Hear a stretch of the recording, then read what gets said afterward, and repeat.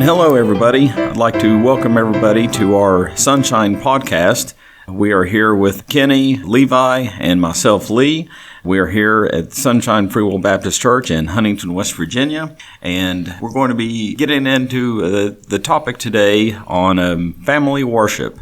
And I think this is a very important topic. We've mentioned in some of the podcasts previously about being intentional. And this is something that you would definitely need to be intentional on, because in our busy lifestyles, hectic, kids in basketball or piano or this or that, it's too easy to let certain things like family worship or devotions or, things like that go by the wayside. Maybe you do them once every other week or, something like that, even though your intentions are to do them daily. So Brother Kenny Hatfield is going to be talking to us today about that, about family worship. And he's talked to us before in Sunday school class or other settings about the importance of that. So I'm going to go ahead and turn it over to him, and he is going to be talking about family worship. Yeah, so I guess before I kind of dive into it, I was going to kind of get your all's take real quick. If there's anything that you do family worship-wise in your own homes, or, have you done in the past? I know your kids are older than my kids, and so I didn't know. I know Levi's our resident singer. If anybody sings, it's Levi, but I don't know as far as what maybe you guys do at home, if anything. Rebecca actually does the singing at bedtime. Okay. With Samuel. We both individually, I'll put him in bed and do devotional with them, and then she'll come and sing with them, and she does more of the fun things. Gotcha. And I'll admit myself that I started off really strong, reading to both of them out of a little kid's Bible. And this was when they were either sharing a room or rooms were like side by side, so it was easy to do things at the same time. But then when they split, one was upstairs, one downstairs, it was harder to do that. I do try to, maybe not every night, but just kind of talk to them about some things, maybe things that they would see in the world or some Bible verses or stuff like that. And we do try to do a family devotion. Again, not as consistent as we should be, not as intentional as I should be with that, and I need to do better. Yeah, so for me, until the last probably year and a half, it was something that I kept, like we read the bedtime Bible stories, the kids' Bibles, and we read that, and that was really about it. I mean, I guess, to be honest, we didn't do really anything else, and I knew there was something else I felt like that we were missing. I didn't even know what family worship was until about a year and a half ago. But I knew there was something that I wanted to do. I wanted to read the Bible more to the kids. But, my kids are smaller, 1, 3, and 7. Of course, I guess at the time this was newborn, 2, and 6, I guess. So it's been about a year. And it's just something that I wanted to do more. And again, I didn't know what family worship was. I'd never heard of it, never been a part of it. Growing up, and that's not like a throw off on my family. It's just that I would imagine that it's something that was kind of passed on centuries ago, if you look into church history, and then at some point it stopped. And then, just like all things, when it stops and a generation doesn't do it, then the next generation doesn't do it, and so on and so forth.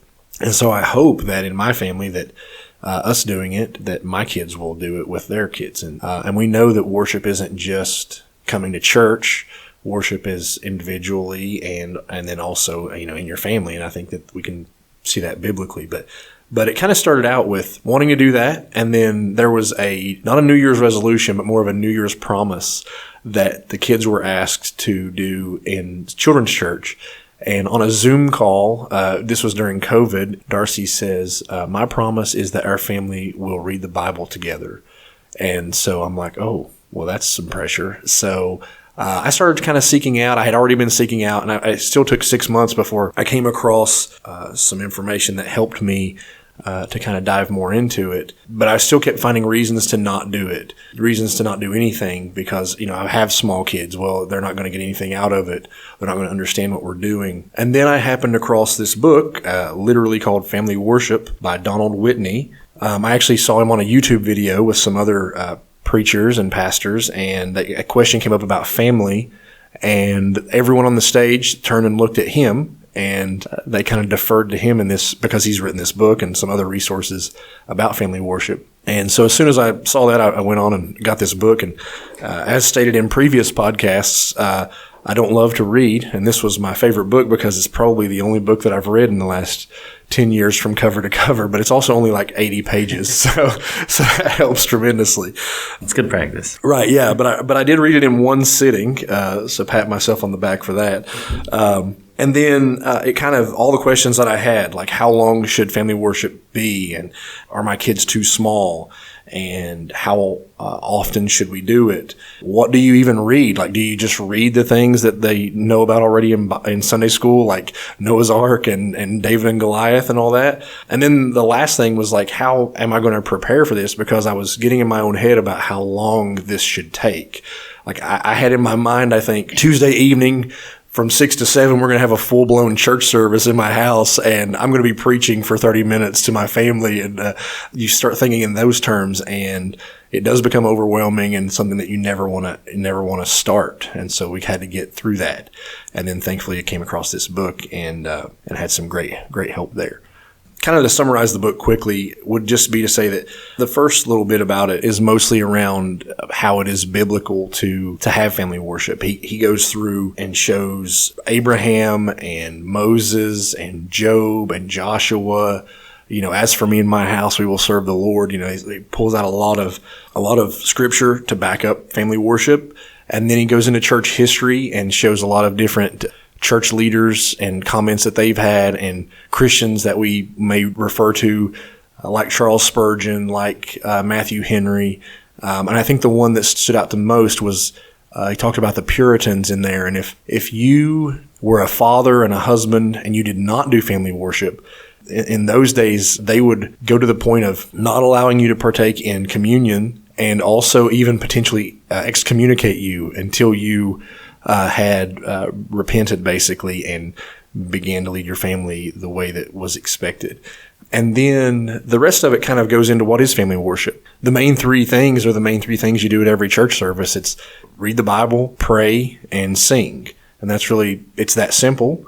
And then, well, what do you read? What do you pray about? And what do you sing? Well, at our house, we took this directly from the book, was, I'll just pick out a scripture and I'll read it, and it might be, right now we're reading through Hebrews. We just started it, and I'll pick out maybe read chapter 1, the first 14 or so verses. We'll read that.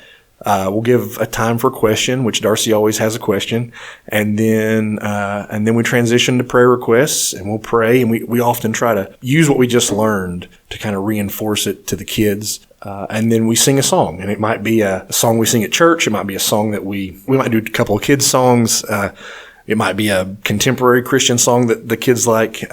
But the point is that we're doing all those things. One of the things that I really liked that kind of got me over the hump was, will the kids even pay attention? It's not about the kids necessarily paying attention, especially the small ones, as much as it's about them seeing us read the Word, seeing us go through this mini worship service that takes literally 10 to 15 minutes. We've probably went 20 a couple of times, but we're talking 10 or 15 minutes right after dinner. We're still at the dinner table. We don't leave it because we've got everybody kind of there. And so that's kind of what it looks like at our house. I just think that it's a great way of starting a foundation of some sort with the kids about worship and what it looks like. In the year we've been doing this, we've not had anything, let's use the word extraordinary, happen during any of these. If anything, it's like Darcy's listening, Elliot's not listening, Anson is screaming, and Jessica's trying to take care of him. But we still do it. And we know that at some point, all the kids will be able to maybe participate. Darcy's about to the point where she can probably read for us if I ask her to. Sometimes Jessica or Darcy will pray for us during the prayer time. It's just training our kids to hopefully, want to be in the Word and want to pray, and not just, the normal kind of kid prayers that we all learn, but to actually pray out loud and hopefully not be too shy about it, even though that's sometimes the case. But I don't know. It's just it's a great thing that I'm glad we started doing. And I guess the last thing that I'll say is that we do miss sometimes. Sometimes we don't get to do it. I don't want us to ever miss too many times in a row, because then just like anything, you get out of the routine, then you won't come back to it. And that kind of happened when we moved. We moved and we were packing and all these things. And I actually came to my family and I like asked them to forgive me because I had felt like I had failed. As soon as we got back to where we were supposed to be, there were probably a couple of weeks that went by that we did have the time, and we probably should have been making the time anyway, but we didn't, because we wanted to unpack and we wanted to get things where they needed to be. But I felt awful when I realized, here we've went a month and a half and haven't done it one time. And it really was Elliot and Darcy both came to me and were like, "Hey, Dad, are we going to read the Bible tonight?" And I'm like, oh, I feel like a big loser on that one. Like, here they are. They're desiring, I think, in some way, whatever way that they can, to have something like that, some sort of discipline into reading and being together as a family for that and worshiping God. And, I'm failing not to bringing that to them. So it's just something that I think is great. I wish all families did it in some way. And I think that if we can just get outside of the idea that I had beforehand, where it's going to be too hard, because it's really not. There's no preparation needed. If Darcy has a question I don't know, then I tell her I don't know, and I'll find it for her, get the answer for her before the end of the night, or maybe the next day. It's just something that I think I'm glad we started, and I hope that we're able to continue doing it until, even after the kids are gone. I think, the book talks about that too, that it's not just for people with young families. It's for everyone. Had that been modeled for you before? No, I hadn't seen anyone do it. I hadn't seen it, and I hadn't even heard about it until I came across this. And then there's actually a full chapter of like, this is what it should look like. This is how I did it in my home. And he kind of goes through the things of talking about for 20 years or however long his kids were at his home, how literally nothing extraordinary happened. It was almost like, when they became teenagers, they stopped paying attention in some ways, or people now have their smartphones and he's trying to get onto them about, put that away. But at the same time, they were still doing it. They would participate. They would all kind of come back around.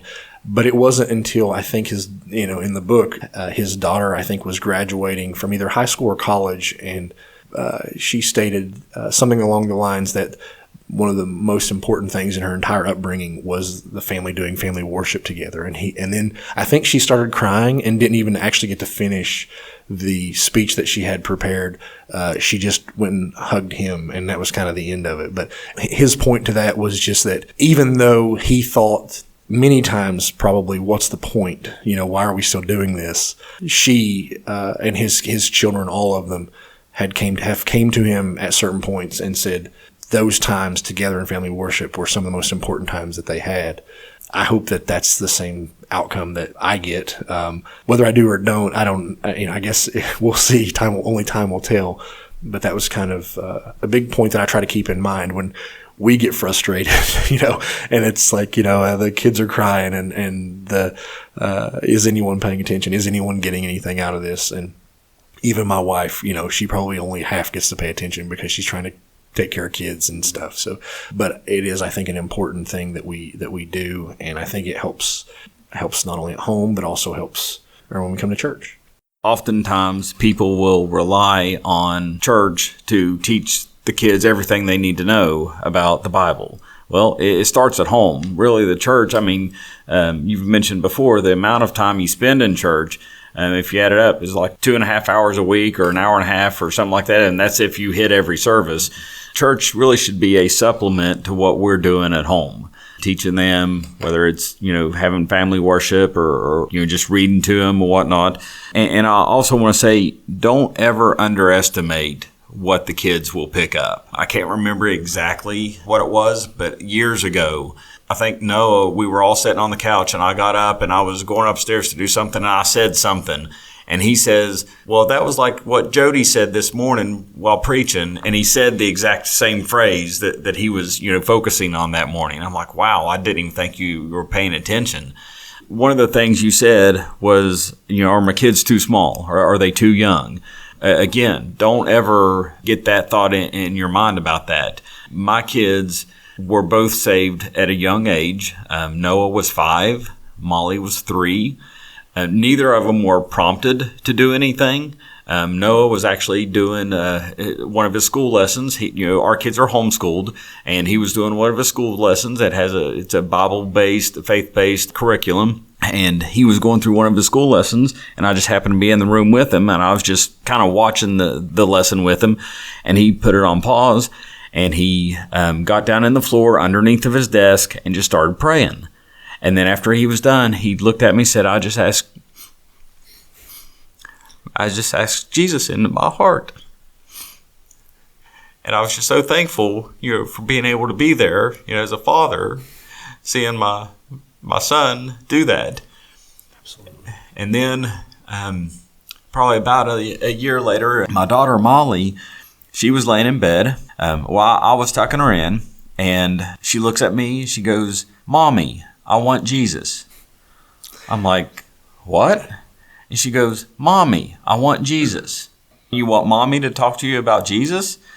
And she said, yeah. And so I went to get Charlotte, and I said, Molly wants to talk to you. So she went in there, and I was hanging out in the other room. After Charlotte hollered for me, she said, come in here. So I go in there, and Molly said something to the effect of, Jesus wasn't in my heart, but I asked him to come in. She was about 3.5. Noah was just a few days shy of his 6th birthday, so he was 5. And neither of them were they prompted. Did we, it's like, hey, I think you ought to do this. We weren't pushing them or anything. They both did it of their own free will, of their own volition.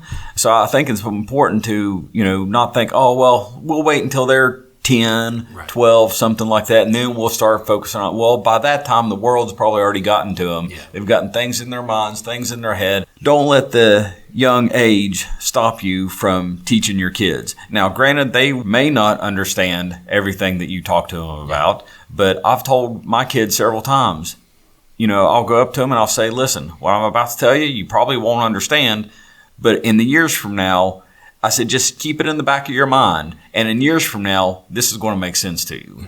Mm-hmm. So never disregard them because of their age.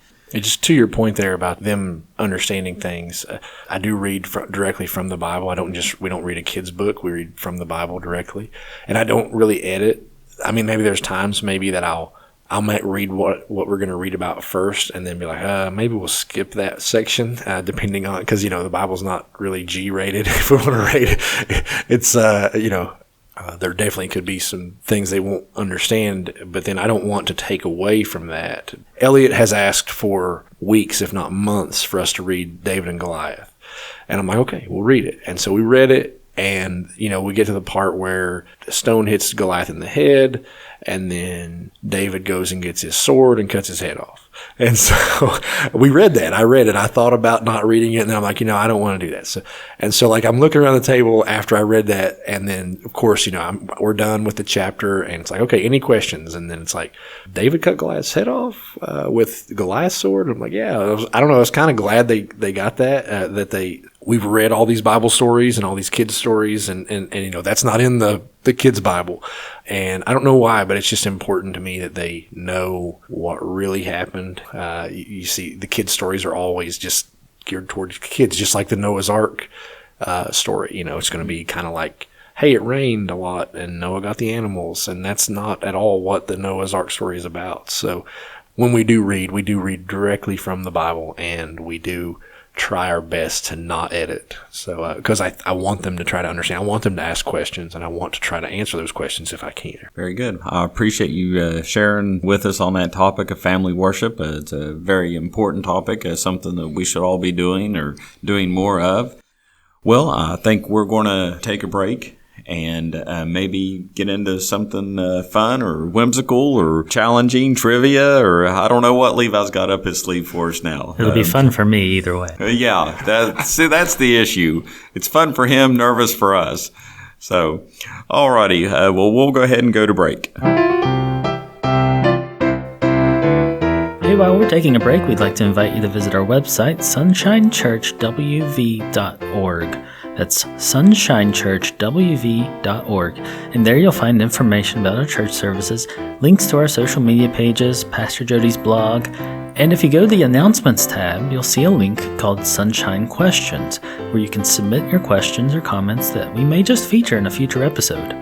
If you are listening to this episode in early 2022, then most likely you already attend our church and are listening to us on the app or at our website.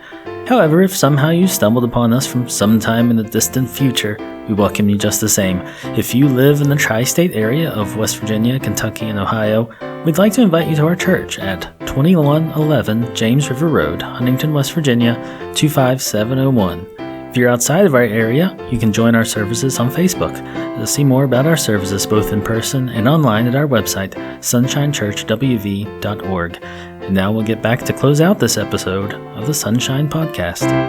And welcome back from our little break. We just got through listening to Kenny talk about family worship. And so to transition to our fun thing, Kenny talked about doing songs with his kids during their family worship. So we all know kids' songs, maybe. Yeah. So we know about the traditional kids' songs for church music. And so I'm going to quiz you. This will be a free-for-all. So this is called... We need like little bells. Well, yeah, we do. So this is called Finish the Song Lyric Kids Hymns Edition. So in the song, I'm in the Lord's Army, name the 4 things you may never do but still be in the Lord's army. March in the infantry. There's one. Ride in the cavalry. Shoot the artillery. I may never fly over the enemy. There you go. Yeah, very good. Thank you for the flying arms. Good job, Kenny. Motions don't work on the audio format of this podcast. So the next one. And I've got the joy. Other than joy, what are things you can have down in your heart? Peace that passes understanding. Yes. That might be, how many are there? 2 more. I don't think I have any more. I'm trying to run it through my head. Love. That's all I've got on that, though. That's the first word, yeah. I've got the love of Jesus. There you go. Okay. And then joy, peace, love. This one's the fun one. Oh, okay. I don't know. I'm not that fun. Yeah. I'm not the fun. We don't have fun at my house. No, I'm kidding. Okay, so apparently we have less fun at our house. So you got the joy, yeah. joy yeah. down in your heart. Nobody said where. That's disappointing. Oh, sorry. I was just waiting on that 4th one because I'm like stumped. I've got the love of Jesus, Uh-huh. love of Jesus down in my heart. Where? Thank you, finally. Yeah. I've got the peace that passes understanding. Where? No, sorry. And the last one is my favorite one. I've got the wonderful love of the blessed Redeemer way down in the depths of my heart. I don't even know if I've heard that. All right. In the song, Jesus Loves Me, in many hymnals, this song is given a note that says it is the favorite hymn of what country? The United States of America. That is incorrect. Oh, okay. I thought maybe this was going to be That would be Country Roads. I have no idea. I read the hymnal twice on Sunday, and not every Wednesday, twice on Sunday. I don't know. In most hymnals, it will say it is the favorite hymn of China. Really? I don't know any of the backstory on that, but I've always seen it. I can't remember if it's in our Redback hymnal, but I know I've seen it in several hymnals. Well, if it's not in the Redback hymnal, I probably don't know. Okay. He's got the whole world in his hands. Where? Oh. Name some of the things that are in his hands. You and me, brother. Yeah. You and me, sister. In his hands. The little tiny baby. Yes, we would also accept itty bitty babies. Okay. Is there more? I've got 2 more. There might be others in different congregations because the fun thing about kids' songs is they're very easy to personalize to your own church or to your own community. And so here people, he's got Huntington in his hands. I almost said peace that passes understanding. That's the one I know from not that song. The other 2 I've got is Mommies and the Daddies. Oh, yeah. Yeah. And he's got the little babies in his hand, but we couldn't come up with Mommy and Daddy. And Everyone Here. Everyone Here. Yeah. All right. I don't know if you guys know this one. So in the song Happy All the Time, you do 4 things right. What do you do? I think I've only recently heard this one. I don't think it was one that we sang as kids. Up, down, left, right? You've got half of it right. So in your version, it would be, I'm up, right, down, right, left, right, right, right. Happy. Oh, whoops, okay. I'm up, right, down, right. I will give you a hint. In, right, outright. There you go. In, They right, are prepositions. outright. Yeah. I'm in, right, out, right, up, right, Yeah. down, right, happy all the time. Interestingly, in our hymnal, it has I'm in, right out, right up, right down. It's a weird evolution of language that we ended up with in, right, up, right out. But in the hymnal, it's different. That's odd. So you're just like, Well, I'm no. right down with that. I'm right in with that. So, Yeah. We should sing that. Is it too hard? Not right now. I mean, like on. Or maybe after we release this episode. All right. And finally, finish these lines in Rise and Shine. The Lord told Noah there's going to be a... Floody. Yes, Yeah, that is thinking. correct. Yes. I knew one. Get those children out of the... Muddy. That is correct. Wow. 2 for 2. Oh, yeah. Build it out of gopher... Barky. There you go. Got one. The animals, they came in by... Twosies. Yes. Elephants and kanga... Roosies. There you go. I'm doing this particular song just so I can isolate those words. This is my favorite one so far. It rained and poured for... 40 daisies. There you go. And that is the conclusion Yes. of our... Finish the kid's song lyric. I only excelled at that because I accidentally purchased the Yippee app for like a year. And so it has all of it.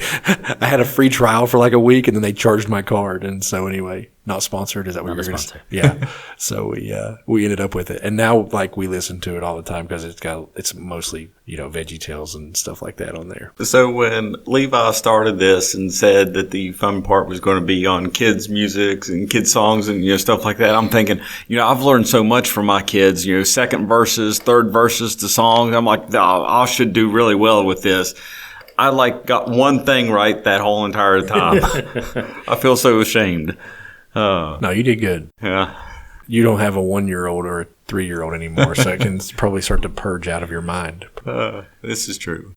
Joke's on you. It always plays in Well, the back of that's my true. mind. That's It never probably goes true. away. Yeah. I have 25 songs going at any one point. So, just want to say to everybody, appreciate you all joining us for today's podcast. I hope you enjoyed Kenny's talk on family worship and the little funny lyrical part that Levi did. And I hope that you will join us again next time. Till then, we'll see you later.